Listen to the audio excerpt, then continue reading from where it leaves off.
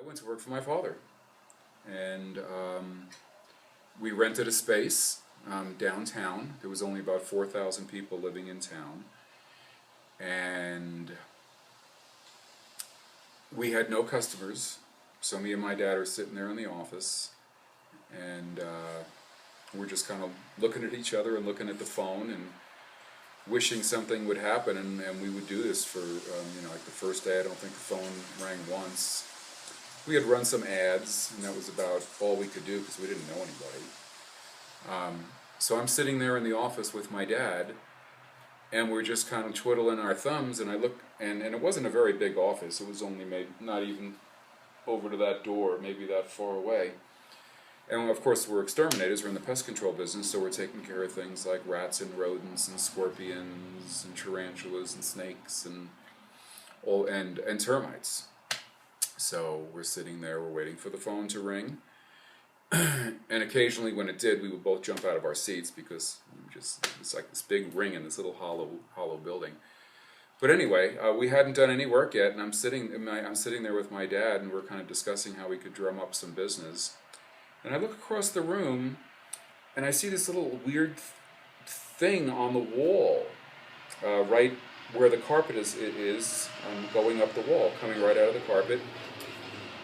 And I look at it, and I'm like, no way, man. And I get up and I go over, and it was a little mud tube, and I scratched it, and the office that we were in had termites. So that was our first job, was our office, plus the entire center, which was probably 10 or 15 offices. So we didn't have more money than we knew what to do with by a long shot. We knew pretty much every penny that we had, and there were very few.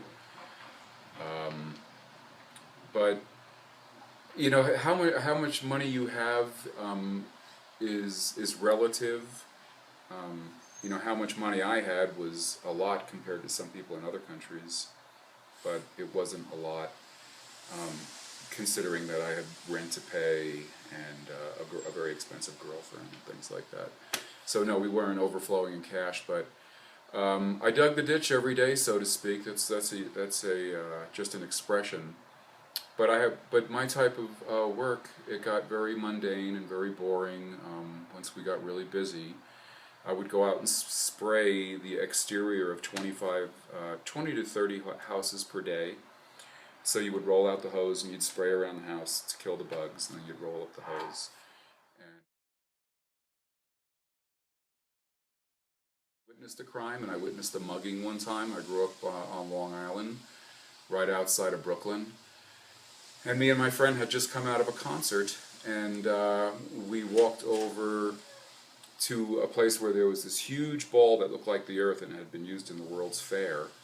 And there was a bench there, and we noticed that there was a man sitting on a bench and another guy in front of him, and he had a gun, and it was pointed right in his face.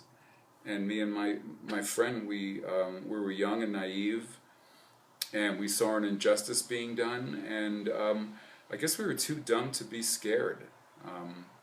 I don't know that I would act in the same way now that I acted then, but me and my friend went right over to the guy with the gun and asked him to please stop mugging the other man, because it was really not a very nice thing to do. And I guess the fact that we weren't afraid and so pure of heart in our quest, if you will, to maybe save this guy's life, or at least save his money from being stolen. And the guy with the gun relented, and he just broke down and started crying and said, "I'm so sorry," and he apologized to the guy that he was robbing, and so it had a happy ending.